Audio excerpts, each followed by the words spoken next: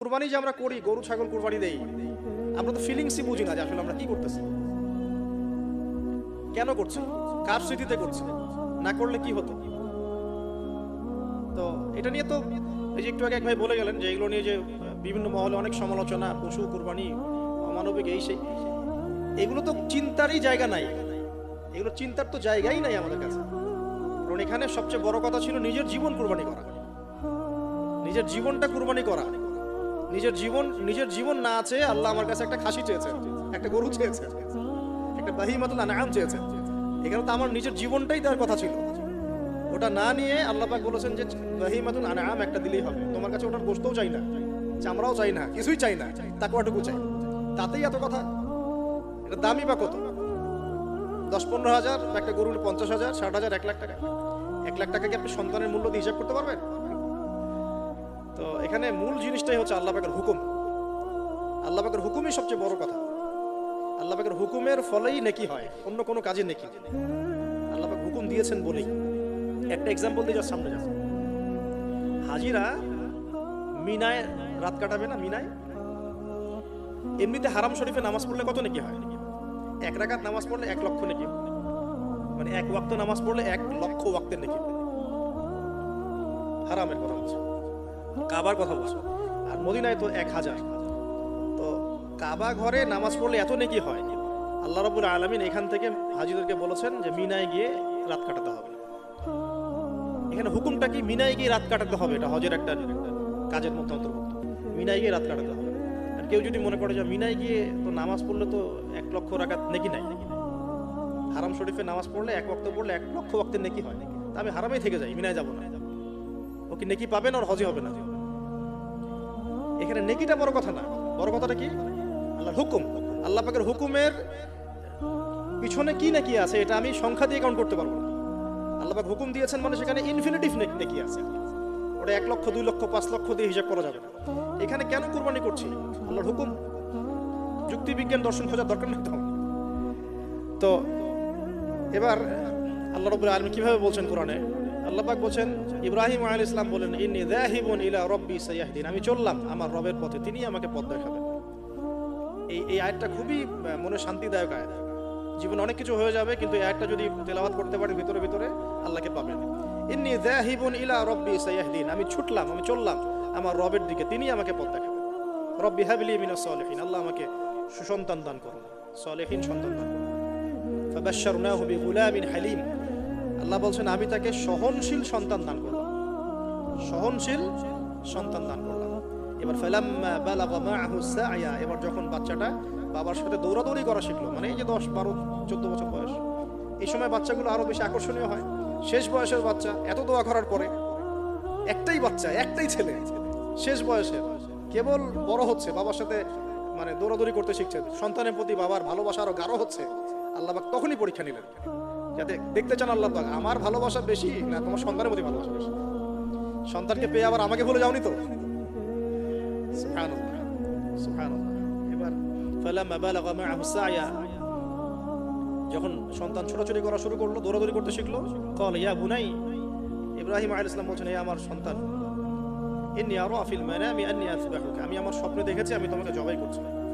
এই কথাটা কিন্তু তিনি গিয়েই তাকে বলেন নাই, তিনি সন্তানকে নিয়ে হাঁটছেন হাঁটছেন হাঁটছেন, কাবাগর থেকে প্রায় 8 কিলোমিটার দূরে চলে গেছেন, যেখানে কুরবানি করি, মিনা প্রান্ত, 8 কিলোমিটার দূরে চলে গেছেন। সেখানে গিয়ে তিনি বলছেন যে বাবা আমি স্বপ্ন দেখেছি আমি তোমাকে জবাই করছি। আগে কিন্তু বলেন নাই যে আমি স্বপ্ন দেখেছি তোমাকে জবাই করছি, চলো আমার সাথে। জেনে ইসমাইল আলাইহিস সালাম জেনে শুনে যাননি ওখানে যে আমাকে ওখানে গিয়ে জবাই করবে আব্বা, অ্যাটেম্পট নিবে। তিনি আগে জানতেন না, ইসমাইলও আগে জানতেন না। যখন তাকে নিয়ে গেছেন, ওই স্পটে নিয়ে গেছেন যেখানে জবাই করবেন মনস্থ করেছেন, ওইখানে গিয়ে তিনি বলছেন যে ইন্নী আরা ফিল মানামি আন্নী আযবাহুকা, বাবা আমি স্বপ্ন দেখেছি আমি তোমাকে জবাই করছি। ফানজুর মাযা তারা, তোমার রায় কি আমাকে বলো, তুমি কি ভাবছো আমাকে বলো। যেমন বাবা তেমন সন্তানের চেয়ে এখানে বড় কথা হবে, যেমন মা তেমন সন্তান। মা বলেছিল এক সময়, আপনি কোথায় যাচ্ছেন আমাদেরকে ছেড়ে, তাই না? মনে আছে? ও আচ্ছা, আল্লাহ আদেশ করেছেন, তাহলে আল্লাহ আমাদেরকে ধ্বংস করবেন না। ঠিক ওই রকম মায়ের গর্ভ থেকে এই সন্তান যে বলছে যে ইয়া আবাতি, হে আমার আব্বা, ইফআল মা তুমা, আপনি করেন, আপনাকে যে আদেশ করেছে আল্লাহ পাক আপনি সেটাই করেন। সাতাজিদুনি ইনশাআল্লাহু মিনাস সাবিরিন, ইনশাআল্লাহ আপনি আমাকে ধৈর্যশীল পাবেন। একটা ছেলে আমাকে দেখেন এই জেনারেশনের একটা ছেলে যে এইভাবে আল্লাহর জন্য জীবন দেওয়ার জন্য প্রস্তুত আছে। দেওয়ার দরকার নেই জীবন, আল্লাহর জন্য জাস্ট 5 ওয়াক্ত নামাজটা পড়ো, আল্লাহর জন্য 5 ওয়াক্ত নামাজ পড়ো, ফজর সহ আল্লাহর জন্য রেগুলার তাহাজ্জুদ পড়ো। জীবন দেওয়া বহুত দূরের কথা, এটা হাইয়েস্ট লেভেল, এটা আমি বলতে চাচ্ছি না। আল্লাহর জন্য কোরআনটা হিফজ করেছি, একটা পড়া হিফজ করেছি, বা অ্যাটলিস্ট আল্লাহর জন্য কোরআন তেলাওয়াত করা শিখেছে, জাস্ট রিসাইট করা শিখেছে। আল্লাহর জন্য মানে কোনো মাদ্রাসায় বা কোনো উস্তাদের কাছে বা কোনো কোর্সে 6 মাস 1 বছর 2 বছর পড়াশোনা করেছে। আল্লাহর জন্য একটু দাওয়াতি কাজ করেছে, আল্লাহর জন্য একটা বই লিখেছে, আল্লাহর জন্য দিন প্রতিষ্ঠার কিছু চেষ্টা করেছে, মানে আল্লাহর জন্য কিছু করেছে। এই এখনকার যে হিউজ জেনারেশনটা আছে, লাখ লাখ কোটি কোটি ছেলে মেয়ে, এখান থেকে আপনি আমাকে 5% ছেলে মেয়ে দেন, ইনশাল্লাহ দিন কায়েম করে দেবো বাংলাদেশ। ইনশাল্লাহ 5% দেন, খালি খুঁজে বের করেন প্রত্যেকটা ঘরে ঘরে একটা করে এরকম ছেলে আছে নাকি যে বলতে পারে যে ইয়া আবাতি ফাআল মা তুমার সাতাজিদুনি ইনশাআল্লাহু মিনাস সাবিরিন। কি শিক্ষা মা দিয়েছেন ছেলে সন্তানকে, কি শিক্ষা মা দিয়েছেন সন্তানকে, কি শিক্ষা মা দিয়েছেন সন্তানকে। আর এরকম মাই বা কোথায় পাবেন এখন আপনি, এরকম মাই বা কোথায় পাবেন বাসায় বাসায়, সব স্টার জলসা জি বাংলা মা এখন। হ্যাঁ, ঘরে ঘরে এগুলা মা সব এখন, স্টার জলসা মা, জি বাংলা মা, হলিউড বলিউড ঢালিউড সব ভর্তি। এদের তো কি, এদের জীবনটাই পাশবিক, এদের জীবনটাই পাশবিক। এমন মাদেরকে স্ত্রীদেরকে আমরা ঘরে নিয়ে আসতেছি, স্বামীর হায়াত কমায় রেখে দিচ্ছে, সারাদিন দুনিয়া দুনিয়া দুনিয়া আর দুনিয়া। হাজারের মতো মা ছাড়া কি ইসমাইলের মতো জেনারেশন আসবে কিনা বলেন দেখি? হাজেরা আলাইহিস সালামের মতো মা ছাড়া ইসমাইলের মতো জেনারেশন সম্ভব?